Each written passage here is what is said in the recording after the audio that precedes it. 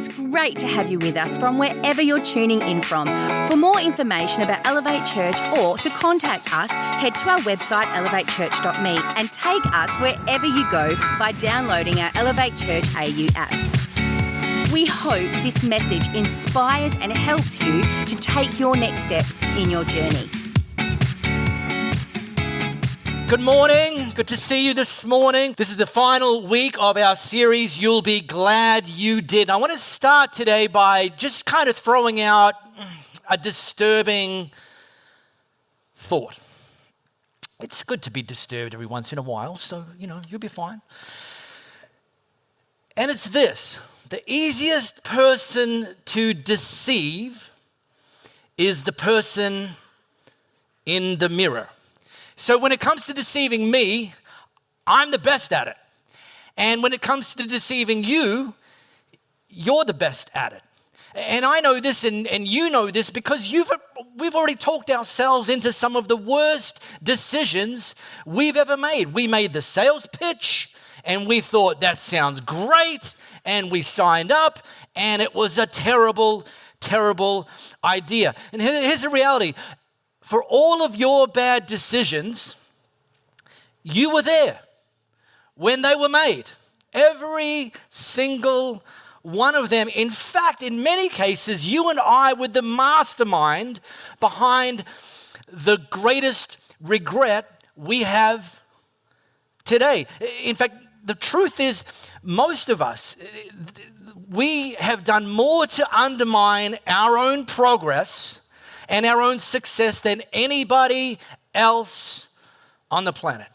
Now, if you came to church this morning wanting to hear something uplifting and encouraging and hope-filled, you picked a terrible day, because this is not it. Now, look, I understand there's always outside pressures and outside voices and things beyond our control, but even then, we responded. And we reacted, and the reality is that reactions are, in fact, decisions. It's almost like there's a salesperson in our head. And every now and then, this salesperson in our head, who, by the way, their voice sounds a lot like you, starts making a pitch. And the pitch defies all logic, all reason, all rationale. And you're like, interesting.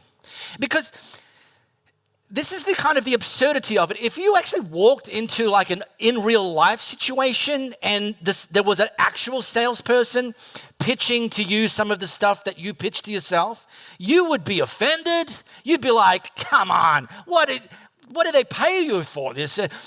Like you walk into the store and the salesperson, you say, I'm thinking about maybe upgrading my television. They're like, okay. And they show you around and they ask you, what's your budget? And you tell them what your budget is. And then they take you to the section that's just a bit above your budget, maybe a lot above your budget.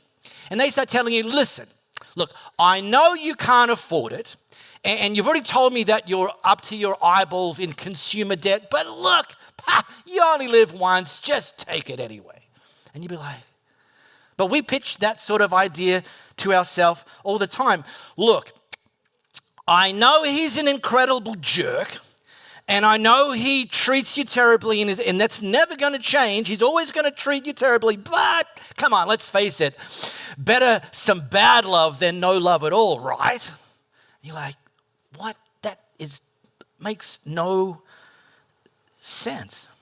But too often we sign up for it anyway, and we do it over and over. So I just want to ask two questions today. First question is, why do we do this?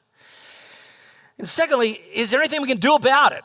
Is there anything we can do to change? And here's the thing, by the way, in some schools of sociology, they'll tell you that there's nothing you can do about it, that you're always going to be buying into the worst version and the worst ideas of yourself. And here's the thing, for the record, I don't believe that, because I believe in a God who's the God of the impossible, and he is in the transformation business. So even if up to this day, you've been the mastermind of your own regrets, it is possible for God to do something and do something profound. But it's going to require something You want answers? I think I'm entitled. You want answers? I want the truth. You can't handle the truth.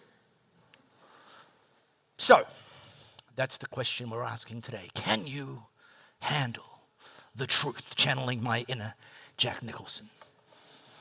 Is he still alive? Anyway, I know he was spotted in the wild a few months ago at an LA Lakers basketball game. So, not looking too good. So we've taught this series, and it's timeless advice for troubled times. It's unoriginal, not always necessarily glamorous, not always like, oh, I've never thought of that before, but it's the sort of stuff that if we put it into practice, it will actually have the potential to take us in a better direction. And it's all around this big idea of wisdom. One of the superpowers of wisdom is wisdom fills in the gaps when we're not sure what the right thing to do is, when it's not always clear, when we don't necessarily have the experience or the background, or wisdom fills in the gaps. And wisdom, if we listen to wisdom, will actually oftentimes help us from avoiding more regrets in our lives. So you can go back and listen to that on our podcast platforms. Check out any of the first 3 weeks. Today, asking the question, can you handle the truth? And I'm going to zero in on some actual important questions. But these will sting a little. The sort of questions like, why do you do what you do? Why don't you do what you ought to do? Why won't you stop? Why do you always go there? Why didn't you finish? And why won't you finish? And these are sort of like, they're tough questions. They're challenging questions, but they're important questions. And here's the thing. When we ask these sorts of questions of other people, and they kind of offer us some like not very honest answers, we just call them excuses.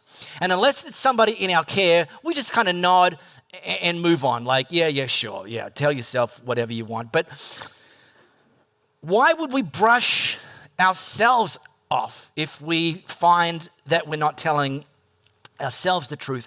And here's what I want to promise as we start this brand new year, 2024. Here's what I want to promise to you. If you start or continue to be ruthlessly honest with yourself about some of these very challenging, very probing, sometimes disturbing questions, and you start acting on the necessary steps, the necessary changes, the necessary progress, then actually in a pretty short period of time, you're going to look in the rearview mirror and you're going to be saying to yourself, who is that person? Like you'll barely recognize them. But here's the wild thing. That person is the person you are today. The person I am today. God always wants us to move towards the version of the me, the version of the you that he created us to be. But the fun fact is that we're all very capable liars. I know it sounds a bit harsh. Parents, you're like, nope, sounds about right. Because think about it, has anyone of significance in your life ever needed to take you aside and say, listen, I've got some very important life advice. There's this list of skills that are essential, and you have to learn them. And these are that. You need to learn how to lie. You need to learn how to deceive. Like, has your boss ever done this with you? Did your parents do this? Did a teacher ever do this? And say, yeah, and excuse and blame, because these are critical things. No one's ever had to teach us this. In fact, you and I, we started doing this from a very young age, and nobody showed us. We just kind of started doing it. And if we're not careful, as we continue to grow in time, we might not necessarily automatically grow in maturity, and we might keep doing these things actually to ourselves and to our detriment. All right, let me just lighten the mood with some fun facts about lying. The research suggests that men and women, generally speaking, typically lie for different reasons. And just so you know, spoiler, women come out looking better in this research. The research indicates that the typical reason that women lie is to avoid hurting other people's feelings.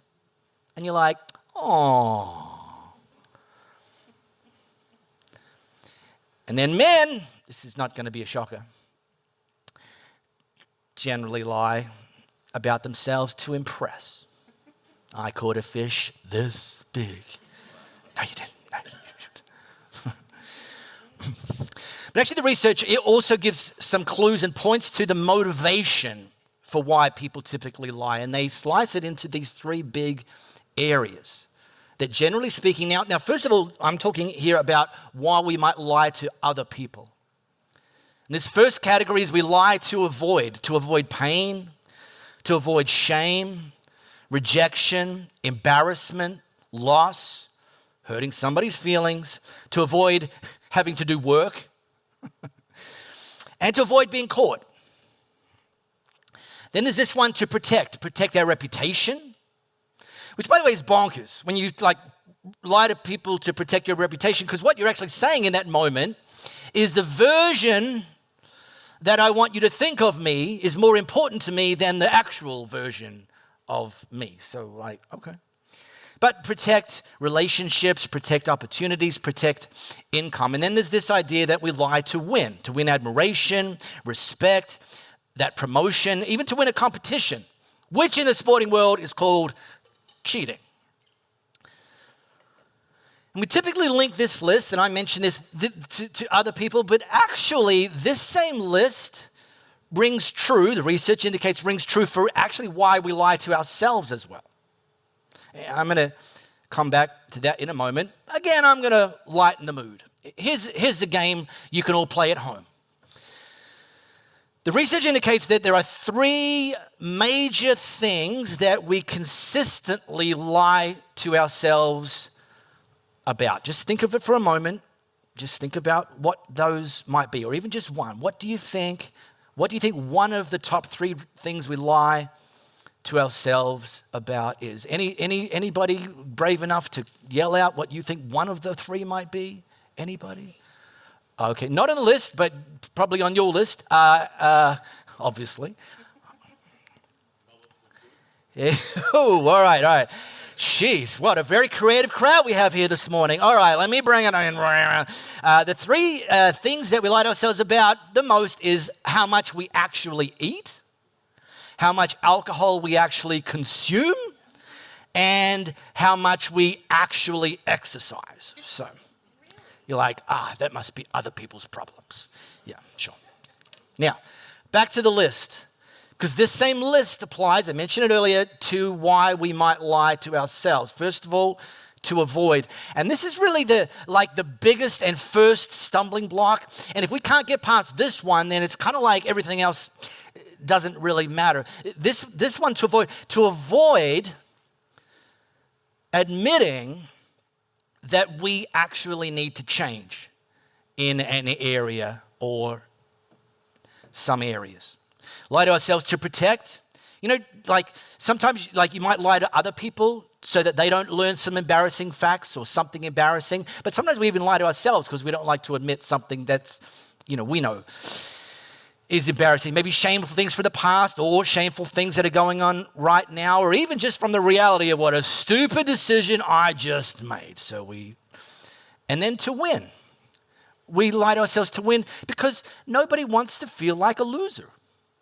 And that's a great goal. It's a great destination, but if the pathway to that is predicated on lies, then it's actually a terrible pathway to get there. So this idea, we lie to ourselves to feel better about ourselves. But the problem here is when we lie to ourselves to feel better about ourselves, we avoid doing the thing or things we need to do to become a better version of ourselves. It empowers us to avoid change. But look, sometimes it's easier to lie than to try. And we kind of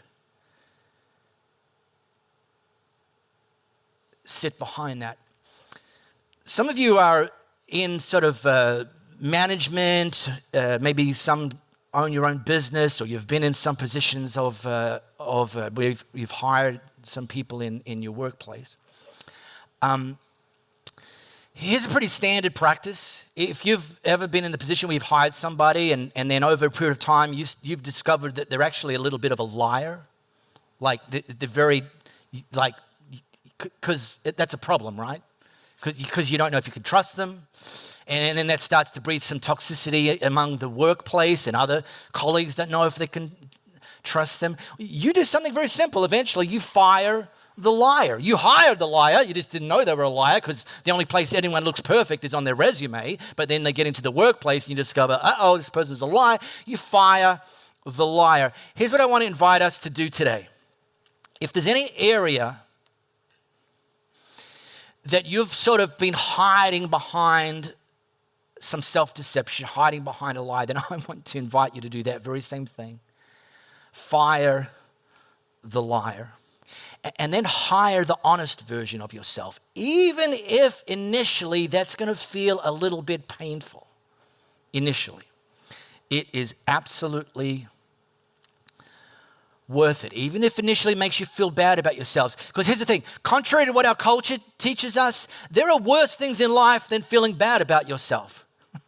In fact, one of the things that's worse than feeling bad about yourself is hanging on to a lesser version of ourselves. And actually, if we start to address the lesser version and allow God to create and take us to the place that He wants us to be, we'll have less reason to feel bad about ourselves and more reasons to feel good about ourselves.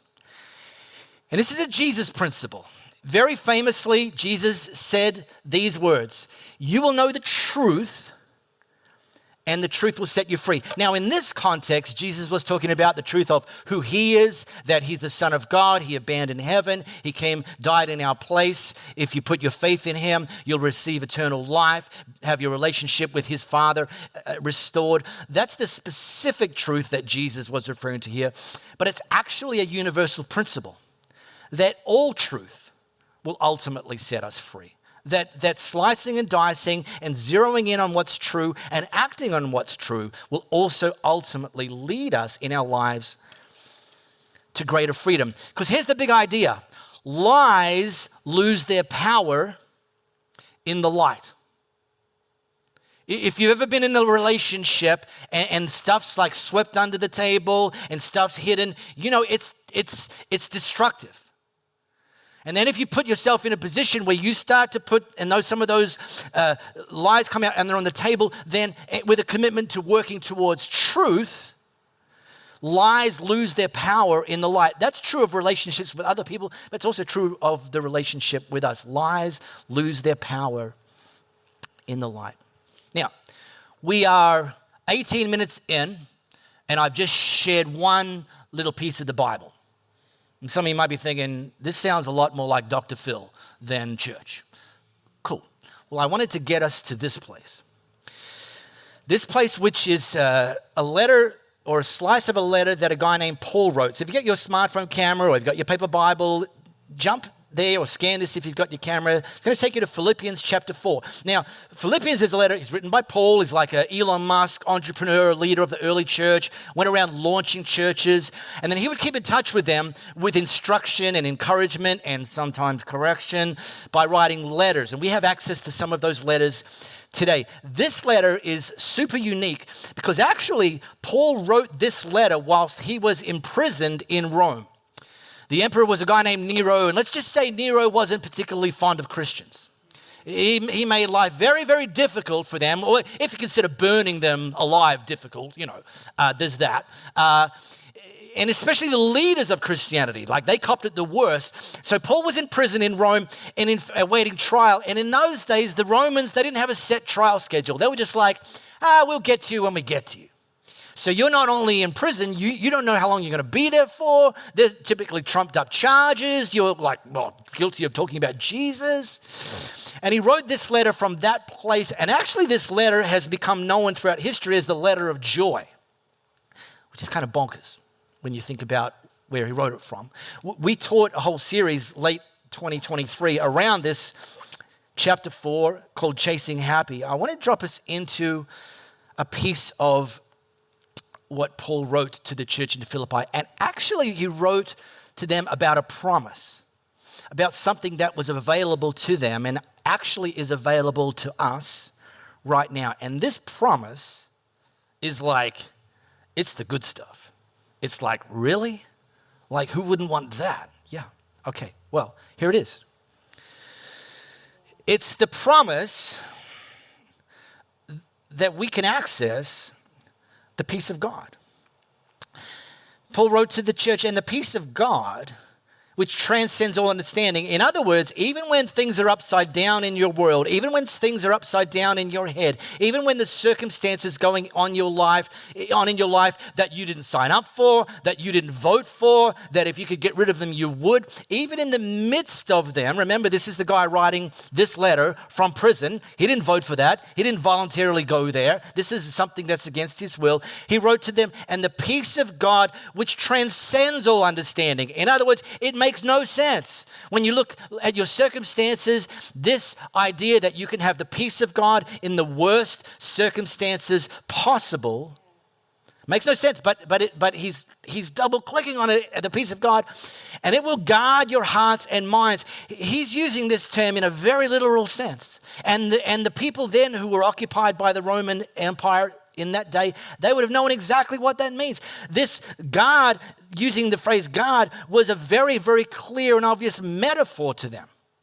That the peace of God will guard like a soldier guards a prisoner, like a warrior guards something of value. That the peace of God will stand guard and protect your hearts and minds. It's like, who wouldn't want that?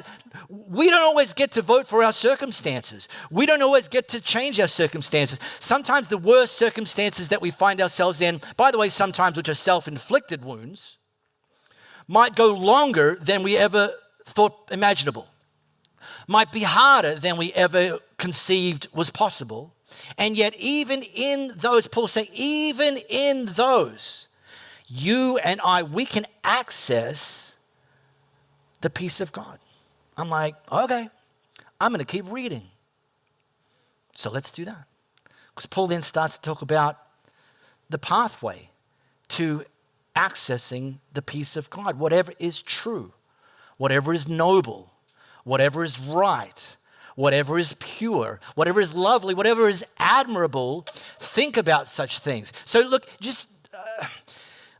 I said this is going to be a bit disturbing, but this is actually hope-filled, because the question that's worth asking is does this reflect your thought life right now?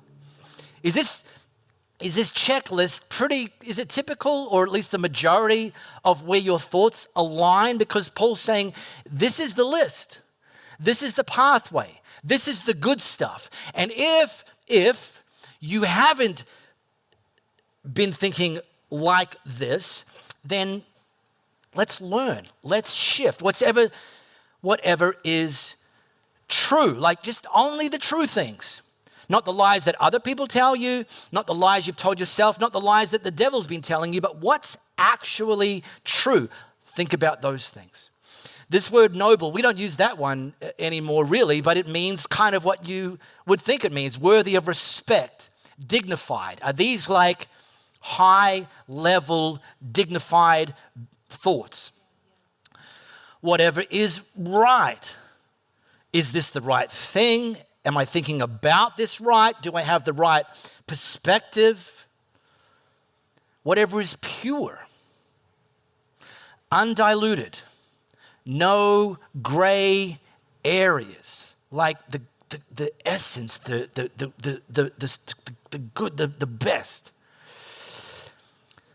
I like that he includes this one, lovely. Thoughts that when you think them, you're like, yeah, that's a good thought. That's a pleasing, oh, that's lovely.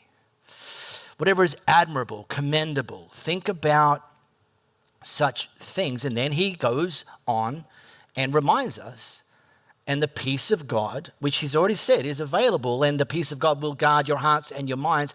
The peace of God, and the God of peace will be with you. So he's talked about the peace of God. Now he's talking about the God of peace.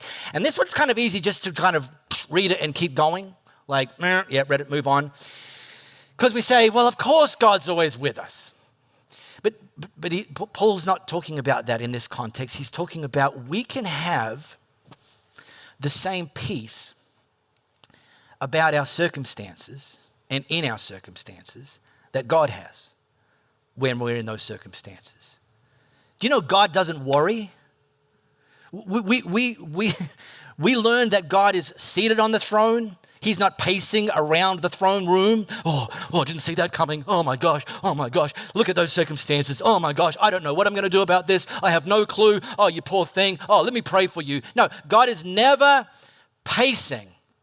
God is seated on the throne at all times. And Paul's saying, not only can we experience the peace of God, we can experience the God of peace. We can experience the God of peace. Therefore, we can experience the peace of God. We can have the same peace rolling around in this noggin of ours that God has at all times. And he gave us a clue about some of the things that we need to be thinking about. So, I started with some questions. I'm going to finish with some questions. But these are like, and by the way, the temptation when I read out some of these questions is going to be for you to think about someone else that should be asking these questions, that someone else might be sitting in the chair next to you. Don't look at them. Don't elbow them. Don't pinch them. Don't write this down so that when you get home, you tell your kids this is you. This is me, and this is you. Maybe, get them to listen to the podcast, fine. Here's some, and I just want to throw these out there just to jumpstart things. Why are you avoiding that thing? Why are you avoiding that person? Why are you avoiding that conversation? Why are you putting that off?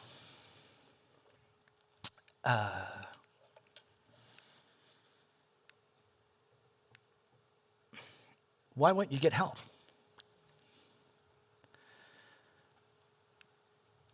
Which could be, why won't you see a counselor? What are you afraid of? And then I think, like, the most relevant question of all that you're probably asking yourself this morning is, why doesn't Mark mind his own business? But